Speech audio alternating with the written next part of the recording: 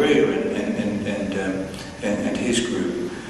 There's a character down there, I think he might still be around there, running AD 2000, called Michael Gilchrist. And he wrote a book at one stage called Lost. And his thesis there was that more or less the church in Queensland was lost, and as soon as the Pope got rid of those bishops, the sooner that we'd have a purified church. One of the things too, of course, that contributed to Bill's downfall was the third rite of reconciliation. Now, for those of you who are Catholics, and certainly for those who aren't, maybe just a little bit of explanation that as part of the liturgical reforms of the Second Vatican Council, the sacrament of penance was looked at, and they proposed three different forms of celebrating the sacrament. The first was the traditional one of personal confession and absolution. The second one was communal preparation, but still individual confession and absolution. That's what we know as the second rite. But the third rite was communal preparation and general confession of our sins and general absolution. And that, of course, had quite an important impact in a diocese like Toowoomba that was so widespread and where people had limited opportunities at times to receive the sacrament on an individual basis. But the time was when there started to be a crackdown on that, and it wasn't just in Toowoomba diocese. It wasn't very widely practiced in this diocese, I must say at all, but in many parts of Australia it was. And as I say, certainly from 1994 onwards, that's when Bill's first started to get some concerns expressed about it from the people in Rome. In 1996, the nuncio Franco Brambilla took him to task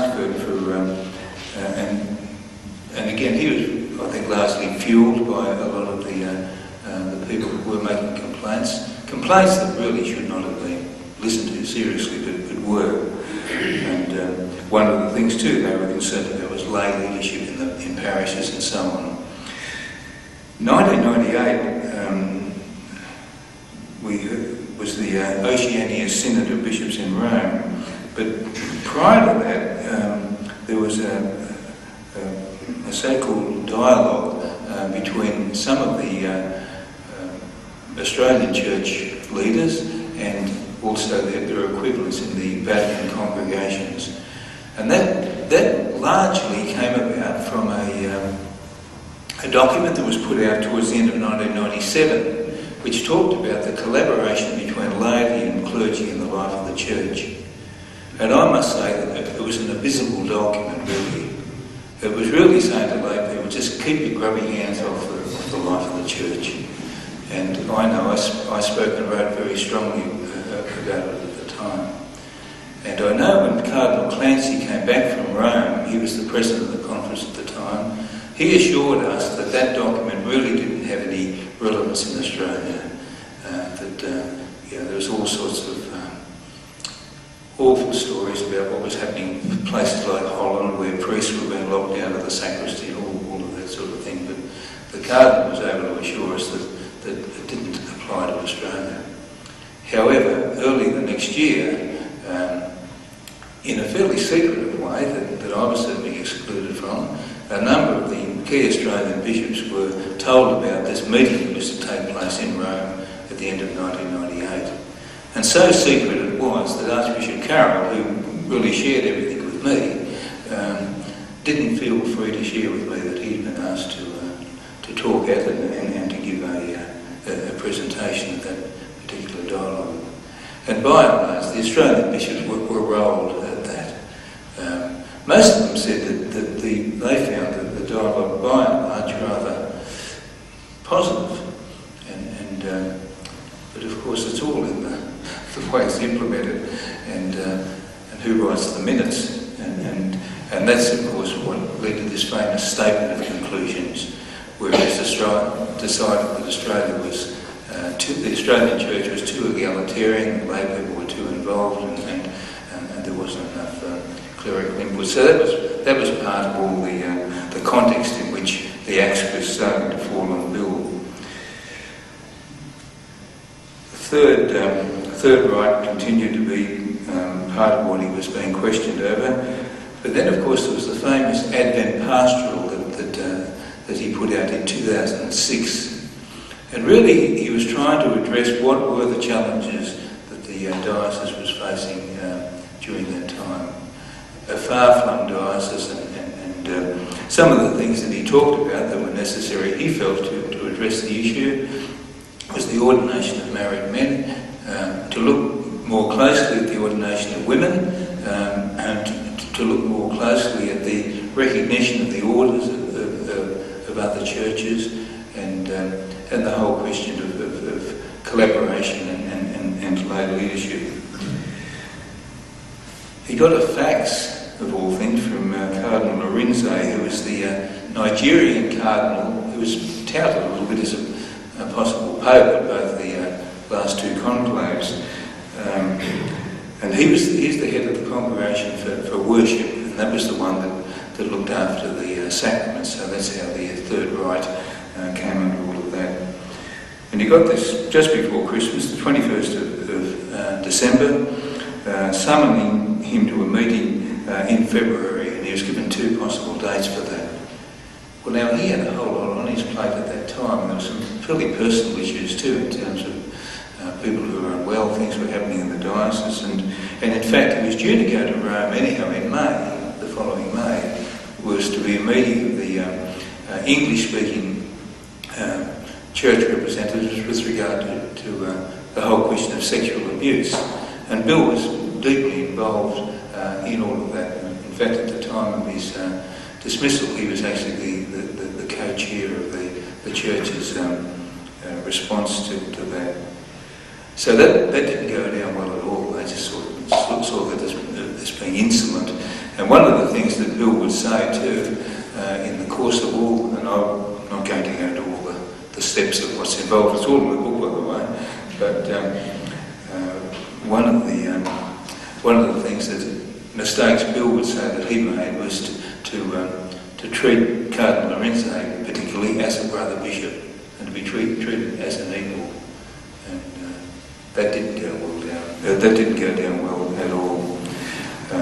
The next stage in it all was the appointment of an apostolic visitor in 2007, Archbishop Chaput, who was the Archbishop of Denver,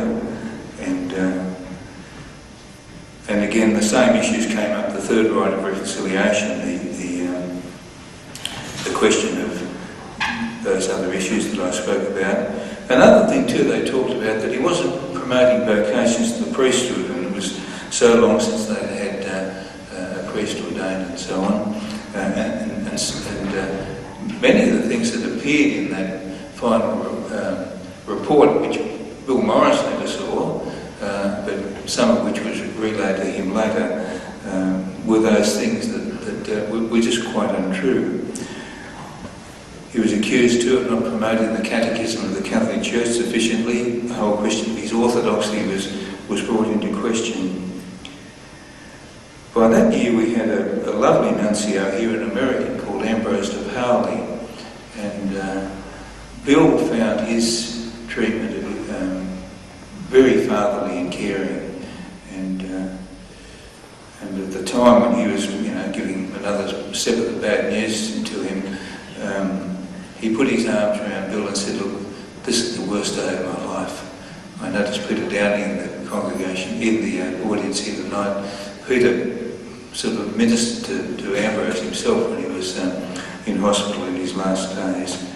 But one of the things that Ambrose very sadly said to Bill was, "Bill, they're out to get you, and they will get you." And Bill said a number of times that when he was trying to work his way through it all, that phrase continued to ring in his ears. Early in 2008, there was a meeting with the big three, Cardinal Levada, who was the Cardinal Prefect for the Congregation of the Doctrine of the Faith, Cardinal Arinze, that I've spoken about, the Congregation for Worship, and Cardinal Ray from the Congregation of Bishops. And they, again, had a string of complaints about him, but Bill would say constantly that there was no dialogue, it was just monologue. And finally, when there was there was a meeting with the Pope, really it was the same story as well.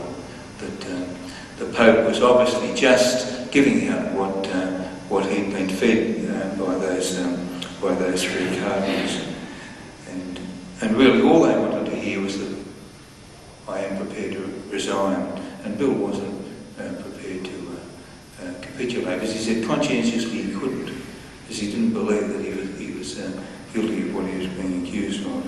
It's interesting, in some of those Vatican League things that came out later, which were all part, I think, of what led to Pope Benedict making the decision to resign. There was some question in there too of some of the background to all of that, all of which is in the book. Oh, one of the things too is not told personally by the Pope, but it's quoted from those who were supposedly speaking on behalf of the Pope, that he was too practical, and that it was the will of God that he should resign.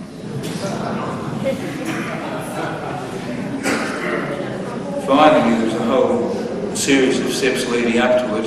That photo that I've left down there on the table, you're welcome to take one of those. I think that was in